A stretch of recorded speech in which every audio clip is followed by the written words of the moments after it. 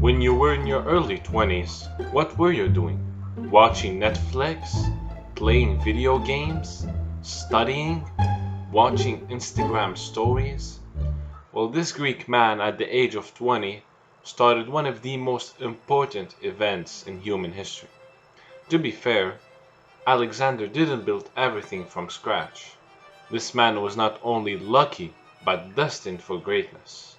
He was the son of an amazing king who managed to unite all Greek states and was an OP general. And so, Alexander inherited his father's kingdom, but also his unstoppable army. For the moment, it doesn't stop there. Alexander's mentor was literally Aristotle. There's a reason why whenever someone talks about the greatest conquerors of human history, this man's name is always mentioned.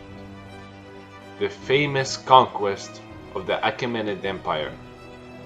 Now this conquest consists of multiple battles fought between Alexander and the Persians. So here's a quick summary of each.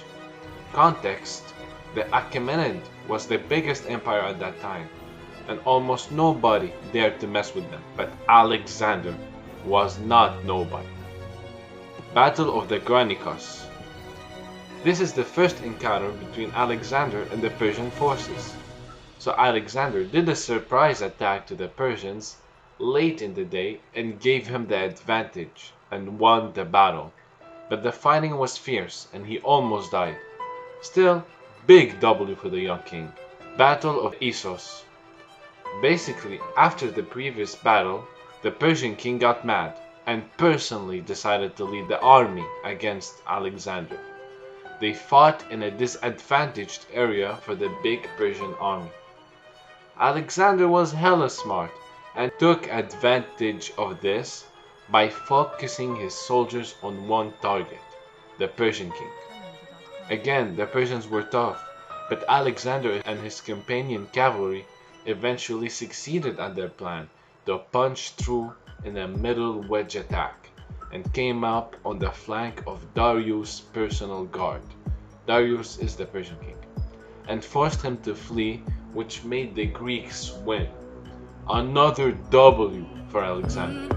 In the meantime, Alexander shifted his attention to other foes who were still in the Persian army but had some self-governing. Those were the Tyrians and the Egyptians.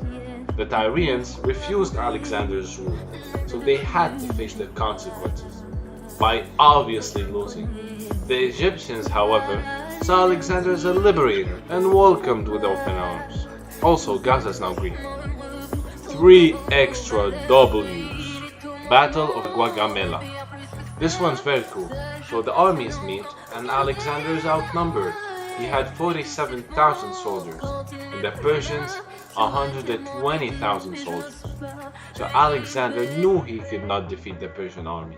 So he did the same strategy as the Battle of Issos. Aim for the king. Alexander's general, Parmenion, was tasked to occupy the Persians' left flank. Alexander created a gap in their lines, enough for him to attack the center to face the king.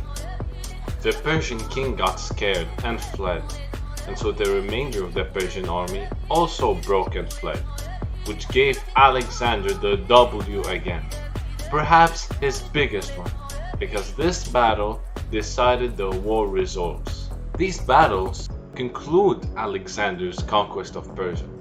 Later on, he had to fight some other empires and people. I won't talk about them because they're unrelated to the conquest of Persia.